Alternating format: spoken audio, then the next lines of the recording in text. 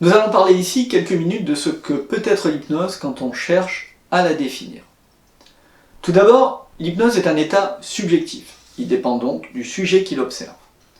Ce que vous allez en voir et ce à quoi vous serez attentif, c'est cela qui vous fera décrire l'hypnose avec des mots. Il n'est d'ailleurs pas pareil de la voir et de la vivre. En la vivant, votre définition change et c'est normal. Aussi, dans une description phénoménologique, finalement, personne n'a tort, personne n'a raison. Parce que la subjectivité prend ici une place extrêmement importante dans la réponse. L'hypnose existe parce qu'elle se voit. L'attitude, la réponse apparaît comme anormale, décalée, et suffisamment anormale et décalée pour être remarquée et questionnée. Les neurosciences vont bon train sur le sujet, cependant ces sciences regardent ici le fonctionnement du cerveau et les conclusions sont très loin de faire consensus. Cela s'appelle évidemment la recherche. Tous les observateurs semblent malgré tout enclins à dire qu'il s'agit là d'un état modifié de ce qu'on appelle la conscience, être conscient d'eux. Milton Erickson, au milieu du XXe siècle, définissait cela de la même manière, et il allait plus loin en disant qu'il existe des transes du quotidien et que ces transes sont de l'ordre de l'hypnose, des transes que l'on vit sans y prêter attention, sans les nommer. La lecture, la rêverie, voilà, ce type de transe hypnotique.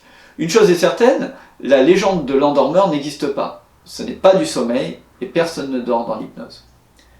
Donc toujours ce Milton Erickson, psychiatre du XXe siècle, je vous l'ai rapidement présenté, regardez cela avec son regard de psychiatre et de psychothérapeute et disait que l'hypnose est un état de conscience dans lequel vous présentez au partenaire une communication, une compréhension et des idées pour lui permettre de les utiliser à l'intérieur de son propre répertoire d'apprentissage, finalement à travers ce qu'il connaît. Alors c'est intéressant pour un thérapeute, mais que peut en comprendre un hypnotiseur, celui qui hypnotise finalement pas grand-chose. Kane, un suivant de Dave Hellman, je vous en ai parlé tout à l'heure, un contemporain de Milton Erickson dans l'hypnose rapide et directe, donne une définition plutôt intéressante car finalement assez utilisationnelle pour l'hypnotiseur qui cherche à déclencher le phénomène hypnose. Il dit que l'hypnose est un état d'esprit qui permet le contournement de la faculté critique du conscient et la mise en place de pensées sélectionnées.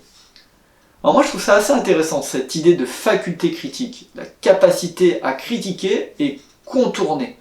Je trouve aussi intéressant ce concept de mise en place de pensée sélectionnée, et donc finalement de pensée orientée, et finalement je crois que c'est bien ce que propose l'hypnotiseur à ce moment-là. En ce qui me concerne, je me limite à définir l'hypnose à ce que je vois, et donc d'une manière purement phénoménologique. Je me limite à décrire le phénomène, les phénomènes que je perçois, et qui sont donc accessibles à mes sens. L'hypnose est un mode de fonctionnement dans lequel le comportement, l'attitude, les réponses, les réactions du partenaire sont différentes de ce que l'on peut voir et percevoir avant l'induction de l'hypnose. Il y a un avant, il y a un après, il y a un certain nombre d'indices qui me font dire qu'il y a changement, et mon intention dans l'induction, c'est de provoquer l'hypnose, et donc je dirais que quand ces changements sont perceptibles, alors il y a hypnose. Plus qu'une définition, ce sera une description non exhaustive des comportements physiques et réactionnels que je ne peux pas attribuer à un comportement habituel, et donc j'attribuerai ces comportements, ce fonctionnement, à ce que l'on appelle communément hypnose. Donc l'hypnose existe parce qu'elle s'observe, et c'est cette observation qui en donne une définition. Nous verrons dans le module suivant les phénomènes qui permettent de constater l'hypnose, et finalement d'en compléter la définition.